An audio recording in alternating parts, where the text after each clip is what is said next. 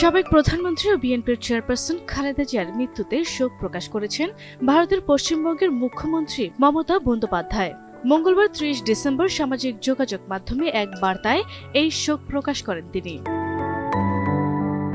মমতা বলেন, বাংলাদেশের প্রাক্তন প্রধানমন্ত্রী তথা অন্যতম জননেত্রী বেগম খালেদা জিয়ার প্রয়াণে আমি শোকাহত।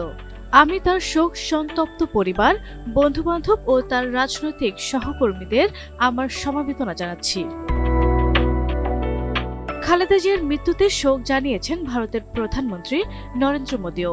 এক বার্তায় তিনি বলেন, বাংলাদেশের প্রথম নারী প্রধানমন্ত্রী হিসাবে দেশের উন্নয়ন ও ভারত বাংলাদেশ সম্পর্ক উন্নয়নের ক্ষেত্রে তার গুরুত্বপূর্ণ অবদান চিরস্মরণীয় হয়ে থাকবে।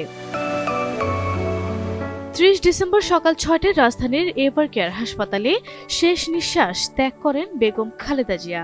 তার মৃত্যুতে বিশ্বের বহু দেশের সরকার ও রাষ্ট্রপ্রধান শোক প্রকাশ করেছেন।